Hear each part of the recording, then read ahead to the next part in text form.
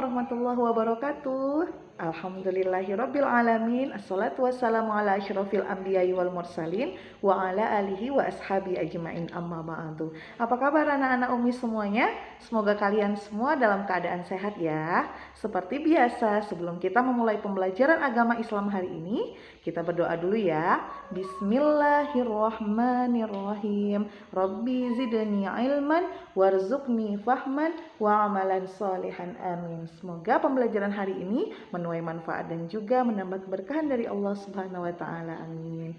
Nah, anak-anak Umi sekalian, hari ini kita masuk pembelajaran agama Islam pertemuan ke-7.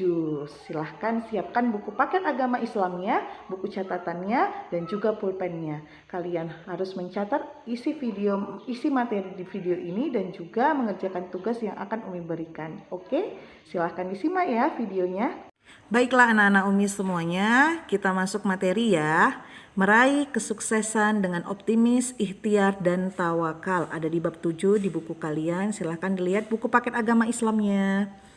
Nah, pertama kita harus baca dulu Quran surah Az-Zumar ayat 53. Bismillahirrahmanirrahim. Baca sama-sama ya nak.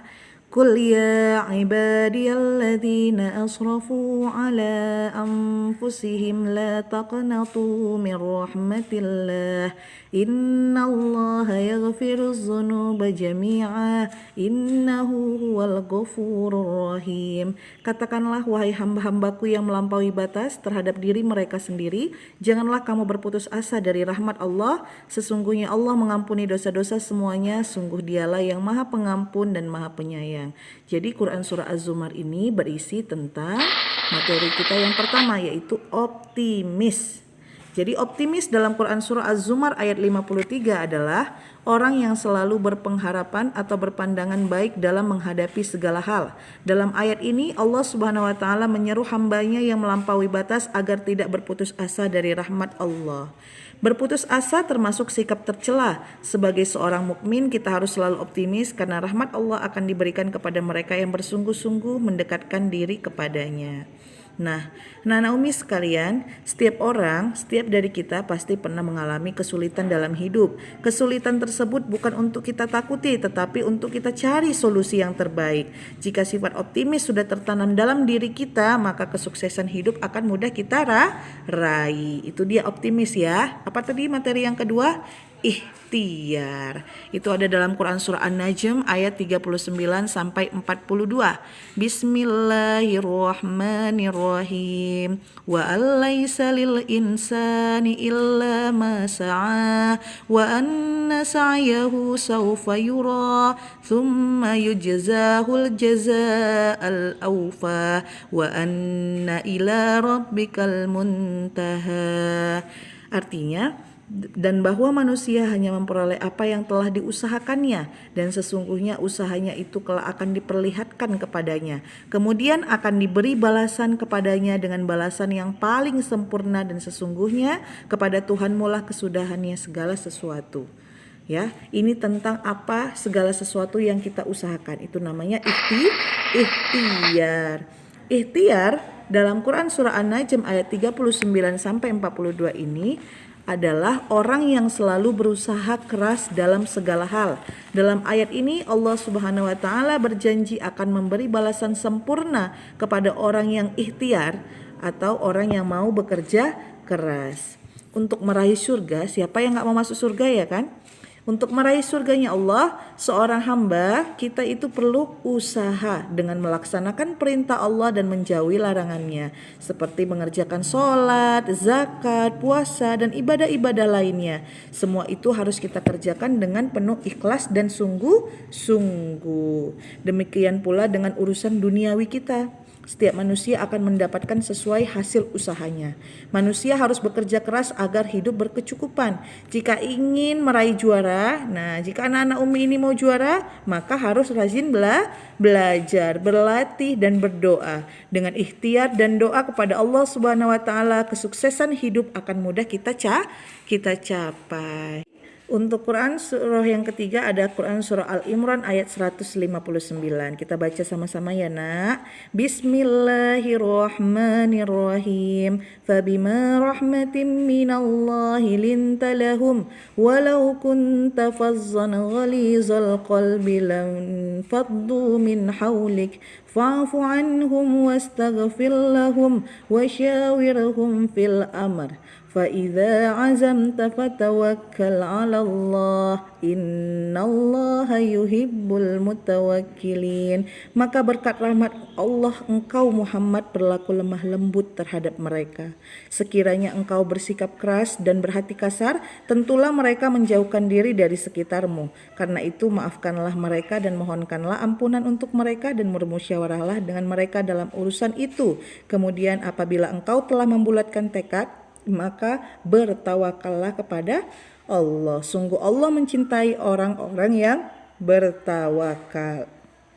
Jadi Quran surah Al-Imran ayat 159 ini membahas tentang tawakal. Apa itu tawakal? Tawakal itu adalah pasrah kepada kehendak Allah Subhanahu wa taala. Ayat ini berisi tentang perintah Allah untuk berlaku lemah lembut, memaafkan kesalahan orang lain, memohonkan ampun untuk orang lain, bermusyawarah dan bertawakal kepada Allah. Allah mencintai orang-orang yang bertawakal. Tawakal yaitu dengan menyerahkan hasil usaha yang sudah kita kerjakan kepada Allah.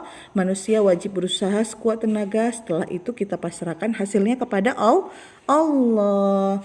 Nah, selanjutnya anak-anak Umi, optimis ya. Yang pertama tadi kita bahas optimis, ikhtiar dan tawakal itu adalah merupakan akhlak-akhlak terpuji yang harus kita miliki selaku seorang mukmin. Ketiganya itu menjadi kunci meraih kesuksesan hidup baik di dunia maupun di akhirat. Maka dari itu penting bagi kita untuk mengamalkan ketiga sifat mulia ini dalam kehidupan sehari-hari.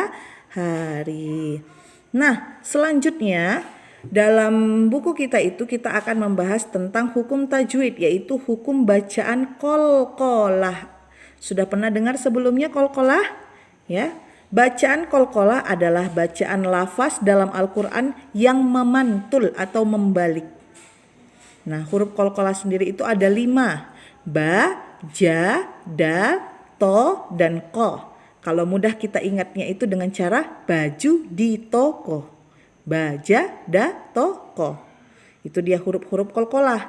Qalqalah itu ada 2 macam, yaitu qalqalah sugro dan qalqalah kubro. Sugro itu artinya kecil dan kubro artinya besar ya. Suatu lafaz dibaca qalqalah sugro apabila di dalamnya terdapat huruf qalqalah yang berharokat sukun. Sedangkan suatu lafaz dibaca qalqalah kubro apabila di dalamnya terdapat huruf qalqalah yang berharokat hidup, tetapi diwakafkan atau berhenti sehingga huruf qalqalah tersebut dibaca sukun. Untuk lebih jelasnya ini ada contohnya ya. Contoh qalqalah sugro. Innahu ala raj'ihi. Huruf jim yang mati itu disebut dengan qalqalah sugro. Raj'ihi, membacanya itu memantul. Raj'ihi ya. Contoh qalqalah kubro. Linnasi wal hajj. Linnasi wal hajj. Di mana huruf qalqalahnya? Ja, jim yang paling belakang. Wal hajj. Jadi lebih memudahkan kita kalau qalqalah sugro itu kelima huruf ini baja, da, toko ini ada di pertengahan kalimat. Sedangkan kalau qalqalah kubro itu huruf qalqalahnya ada di akhir kalimat. Kalian bisa perhatikan ya. Innahu ala raj'ihi, huruf jimnya ada di pertengahan kalimat. Sedangkan contoh yang qalqalah kubro wal hajj itu ada di akhir kalimat. Itu memudahkan kita ya. Kalau qalqalah sugro ada huruf qalqalahnya itu di pertengahan kalimat. Kalau qalqalah kubro itu ada di akhir kalimat. Nah, Selanjutnya Umi akan berikan tugas kepada kalian ya anak-anak Umi. Yang pertama jelaskan makna optimis dalam Quran surah Az-Zumar ayat 53. Yang kedua jelaskan makna ikhtiar dalam Quran surah An-Najm ayat 39 sampai 42. Dan yang ketiga jelaskan makna tawakal dalam Quran surah Al-Imran ayat 159. Jelaskan perbedaan qalqalah sugro dan qalqalah kubro. Dan yang terakhir buatlah 3 contoh lain ya, bacaan qalqalah sugroh dan qalqalah kubroh. Kalian bisa lihat di dalam Al-Quran ya. Baiklah anak-anak Umi semuanya, itu tadi dia materi kita agama Islam pertemuan ke-7. Seperti biasa, kalian kerjakan tugasnya dan kalian catat materinya ya di buku catatan. Umi tutup pembelajaran kita hari ini dengan melafazkan hamdalah alhamdulillahirabbil alamin. Semoga pembelajaran hari ini bermanfaat buat kita semua. Umi tutup. Assalamualaikum warahmatullahi wabarakatuh.